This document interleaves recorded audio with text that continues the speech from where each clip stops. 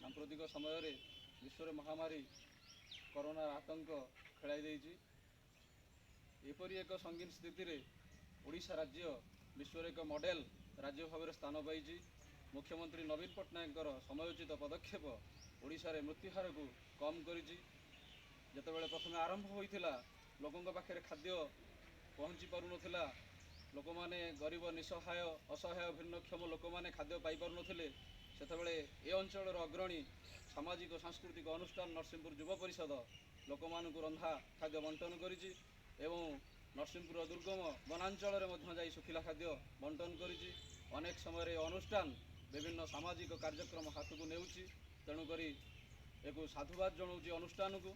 ଏବଂ ଆଜି ମାନ୍ୟବର ମୁଖ୍ୟମନ୍ତ୍ରୀ ନବୀନ ପଟ୍ଟନାୟକ ଓଡ଼ିଶା ସରକାରଙ୍କ ତରଫରୁ ସମସ୍ତଙ୍କୁ ଅନୁରୋଧ କରିଛନ୍ତି ଯେ ଆମର ଯେଉଁ ରାଜ୍ୟର ସଙ୍ଗୀତ ବନ୍ଦେ ଉତ୍କଳ ଜନନୀ ସମୂହ ଗାନ କରିବା ପାଇଁ, ଯେଉଁଠି ଯିଏ ଯେପରି ଅବସ୍ଥାରେ ଥାଆନ୍ତୁ ସେମାନେ ଗାନ କରିବା ପାଇଁ ଅନୁରୋଧ ଜଣାଇଛନ୍ତି। ସେ ପରିପ୍ରେକ୍ଷୀରେ ଆସନ୍ତୁ ଆମେ ଏଇ ଆମର ଜାତୀୟ ସଙ୍ଗୀତ, ଆମର ଯେଉଁ ରାଜ୍ୟର ଆମର ଯେଉଁ ଜାତୀୟ ସଙ୍ଗୀତ ତାକୁ ଗାନ କରିବା। ବନ୍ଦେ ଉତ୍କଳ ଜନନୀ, ବନ୍ଦେ ଉତ୍କଳ ଜନନୀ, ବନ୍ଦେ ଉତ୍କଳ ଜନନୀ। ଚାରୁହାସମୟୀ, ଚାରୁଭାସମୟୀ, ଚାରୁହାସମୟୀ, ଚାରୁଭାସମୟୀ ଜନନୀ, ଜନନୀ, ଜନନୀ, ଜନନୀ, ଜନନୀ, ଜନନୀ। ବନ୍ଦେ ଉତ୍କଳ ଜନନୀ, ବନ୍ଦେ ଉତ୍କଳ ଜନନୀ, ବନ୍ଦେ ଉତ୍କଳ ଜନନୀ। ପୂତ ପୟୋଧି ବିଧୌତ ଶରୀର, କାଳତମାଳ ସୁଶୋଭିତ ତିଳ, ସୁବ୍ରତଟିନି କୁଳ ଶିଖର ସମୀର।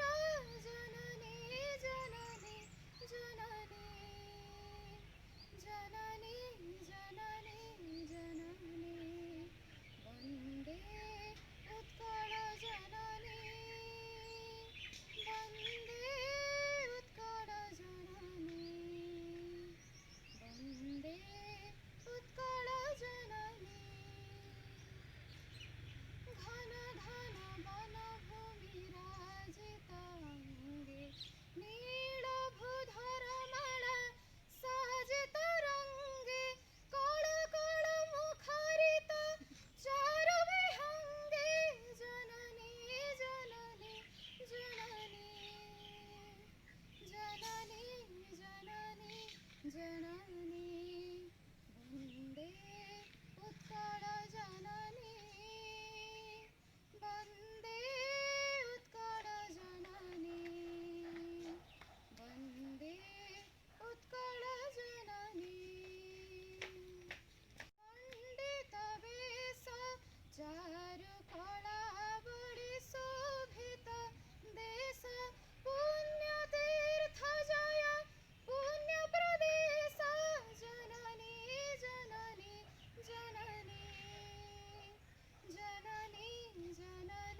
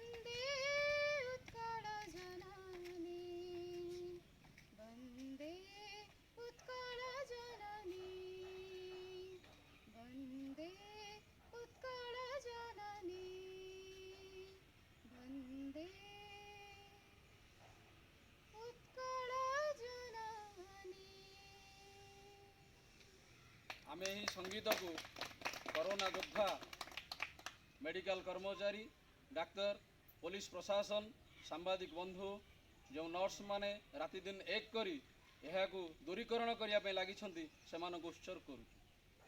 ବନ୍ଦେ ଉତ୍କଳ ଜନନୀ।